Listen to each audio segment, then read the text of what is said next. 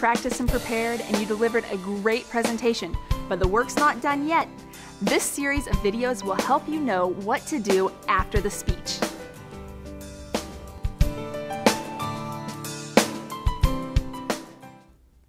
You've done a great job of mining the audience for feedback during the presentation. You saw when they got a point, you saw when they didn't, and then you elaborated. But now you want some feedback from your audience about how you did as a presenter, feedback that can help you improve. How do you get it? Well, there's a few ways. First, if you have a little bit of time after the presentation and you want to gauge if your audience understood your topic, ask some pop quiz style questions to them. How many of you think you can use this in the workplace immediately? See what you get by raise of hands and judge it that way. Also, you can ask, all right, everyone, shout out all at once. What are the 3 C's of effective delivery? And see if they can repeat those back to you. You can do something fun like that. But if you want something a little more constructive to help you improve as an individual, what you can do is a couple of different things. Number 1, you can bring evaluation forms to the presentation and physically hand them out. Number 2, I've had a lot of effectiveness following up with people through electronic surveys, through services such as SurveyMonkey. And finally, just ask people. As they talk to you after the presentation, get the feedback, because what people think matters.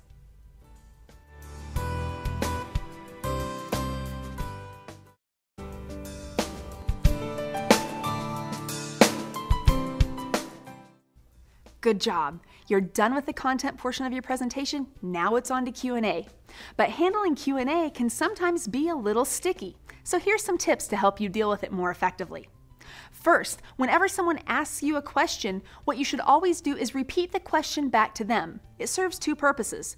The first purpose is it lets the rest of the audience hear the question, whereas if the person speaking was a soft speaker, they might not have. The second thing it does is it gives you time to think and process on what your response might be. So dual purpose technique there.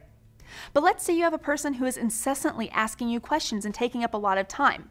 You can politely defer them till later by saying, "Thank you, ma'am or sir, I really appreciate your questioning. Let's have a conversation after the presentation one-on-one." That's a great technique. Or let's say you have someone who is, instead of asking you a question, is getting up on a soapbox. It's okay to politely interrupt them and say, "We only have a few minutes for questions. Will you please ask yours?" That's an okay thing to do, and it makes you effective at handling Q&A.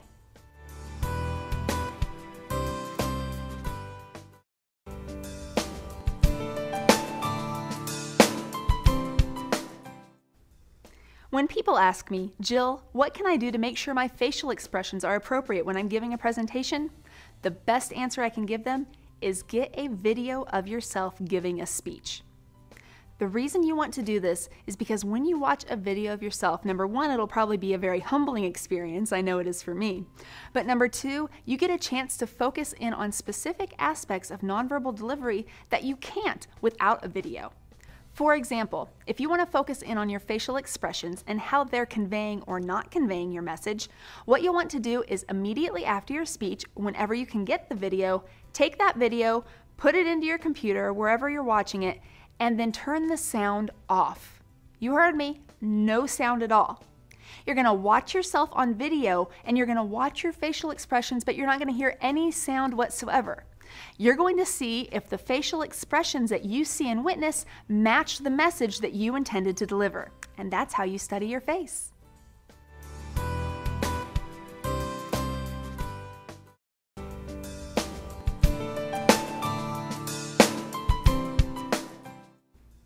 If you really want to improve as a public speaker, you're going to have to do something that may make you a little bit uncomfortable. You have to self-evaluate and self-reflect. Yes, I know it's not the most comfortable thing to do, but doing these exercises will help you understand your strengths and your weaknesses as a presenter and ultimately make you a better communicator. After any presentation you do, as soon after the presentation as possible, you should write down what you feel you did well and what you feel you can improve on. Also write down your overall feeling about the presentation. Did you feel happy? Did you feel sad? Did you feel nervous? And gauge those things so that when you're in a similar situation, you can know what to expect for next time. That's a great way to do an immediate self-evaluation. Once you've had some distance from your presentation and taken a step back, that's when you should do self-reflection and ask yourself questions like, how can I improve for next time? And what can I do to make my audience connect with me more? Then you have time to reflect on those and make an action plan for your next presentation so it'll be better.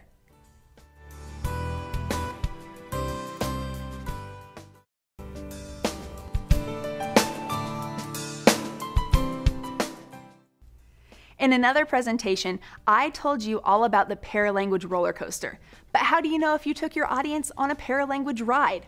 Well, one way to do this is to get an audio recording of your presentation. And if you have a video recording, you already have this. So what you want to do is listen to your presentation, the audio only. You don't want to be watching anything. So if you have video, just turn away or turn the screen off and just let the audio play. What this will do is you can analyze the paralanguage, that rate, tone, and pitch that are in your voice as you speak. What this does is it allows you to notice where your voice was weak, where your voice was strong, and where you can improve. If there's moments that needed more emphasis and you didn't give it, now you know to give it next time. If there are areas where you need to slow down, now you know. Doing an audio-only review of a presentation will allow you to focus in on paralanguage and make sure that the ride you took your audience on is one they want to repeat again.